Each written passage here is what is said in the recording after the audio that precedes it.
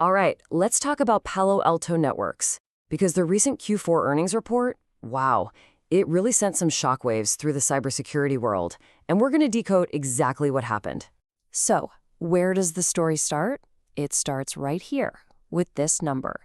The moment their earnings dropped, the stock just shot up. A solid 6% jump in after-hours trading. That's the kind of thing that makes everyone sit up and pay attention.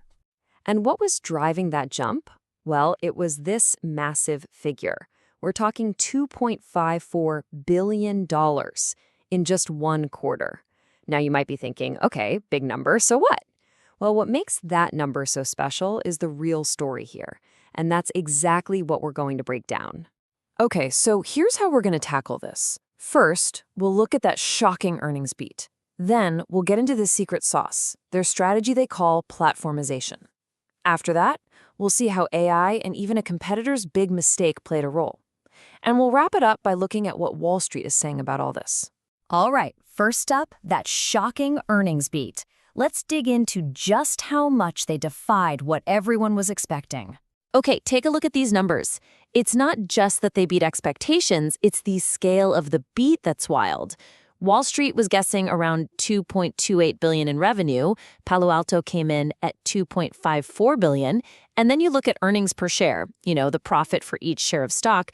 The estimate was 77 cents. They delivered 95 cents. I mean, this isn't just a little win, this is a total blowout. And here's what makes the story even more dramatic. This amazing surge didn't come out of nowhere. It happened right after the stock had taken a real beating, dropping 12% in the month before. People were getting nervous about a big acquisition they were making. So to go from that to this? I mean, talk about a comeback. So the big question is, how? How do they pull this off? Well, the answer really gets down to their core strategy. And that brings us to our next section, the platformization payoff. So you're probably hearing this word platformization and wondering what it is. It's actually a pretty simple but brilliant idea. Instead of a company having to buy, 10 different security tools from 10 different companies, which gets messy, Palo Alto bundles everything together. It's a one-stop shop for cybersecurity. And their CEO, Nikesh Arora, really nailed it with this quote. He said, "Customers understand that a fragmented defense is no defense at all against modern threats." And he's right. Having all those separate pieces, it just doesn't work anymore. That's the exact problem they're solving. And you don't have to take my word for it. The numbers tell the story.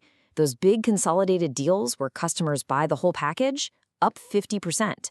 Their next-gen security recurring revenue hit $5.6 billion. That's up 32% year over year. And this last one, RPO, is huge. It's basically all the money they're already guaranteed to make in the future. And it stands at nearly $16 billion. That tells you customers are buying in and sticking around for the long haul. All of this has allowed them to achieve something that's a really big deal in the tech industry. It's called the Rule of 50. Basically, it's a simple test. You take the company's revenue growth percentage, add its free cash flow margin percentage, and if it's over 50, you're looking at a top-tier company. And here's the kicker. Palo Alto Networks hasn't just done this once. They've hit that Rule of 50 for 5 years in a row. That is incredibly rare.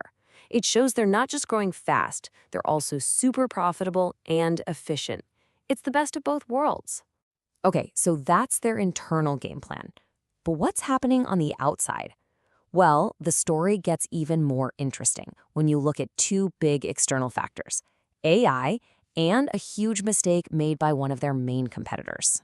Right, so AI. Everyone's talking about it, but analysts are saying Palo Alto has a Gen AI story with real teeth. And what that means is this isn't just marketing hype. They're actually using AI in their products to find threats faster and more accurately.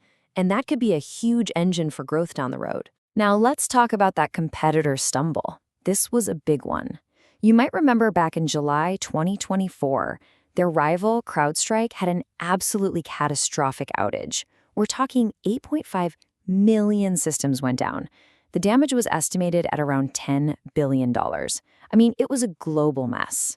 And you can bet Palo Alto's CEO was watching closely.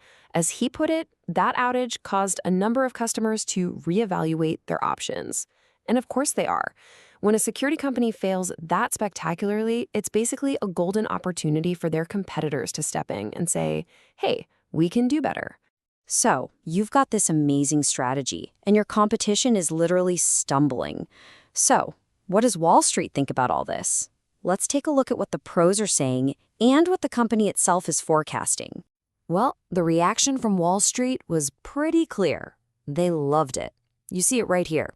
Big names like Jefferies, Citi, JP Morgan, they all started bumping up their price targets for the stock.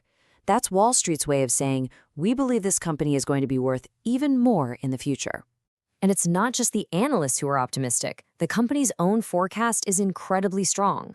They're projecting they'll hit about $10.5 billion in revenue by 2026, and they expect to keep growing at around 15%, all while keeping their free cash flow margin in this ridiculously high 38 to 39% range. That's just a recipe for success.